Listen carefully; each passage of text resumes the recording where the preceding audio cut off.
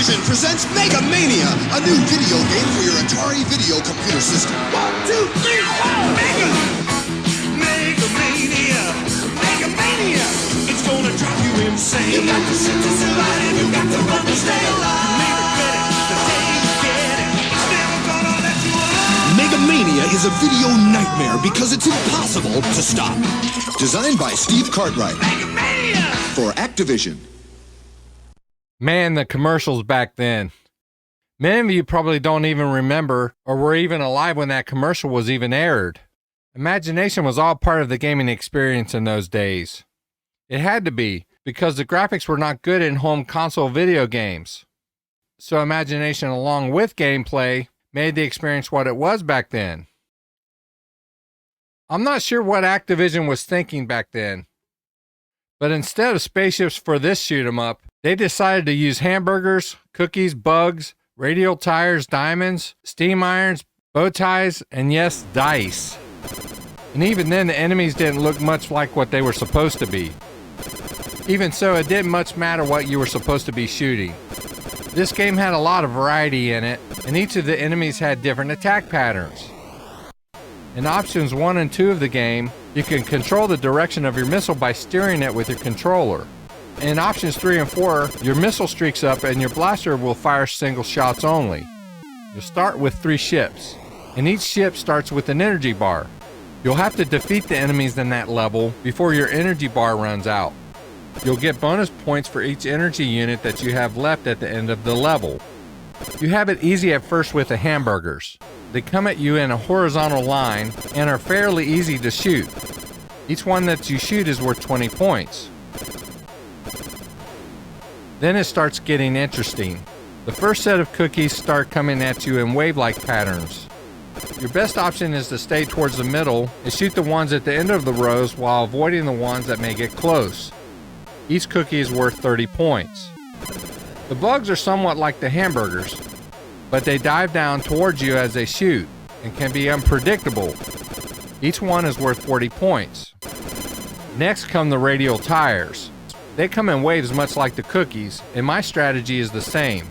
It doesn't always work out for me, but it seems to be my best way to get through the level. Each radial tire is worth 50 points. Now the diamonds are the most annoying enemy to me, but they're much smaller and faster and much harder to hit. They seem to shoot more often when they're much closer to the ground. To me, they're hard to predict and they get on my nerves. Each diamond is worth 60 points.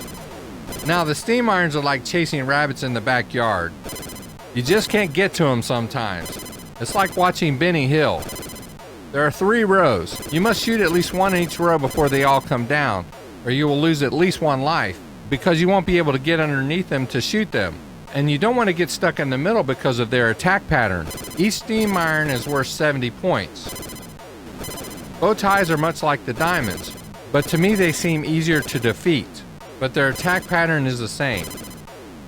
Each bow tie is worth 80 points. Last but not least are the space dice. To me they don't look like dice at all, but that's what they're called. Anyway, they fall like rain, but you don't want to panic.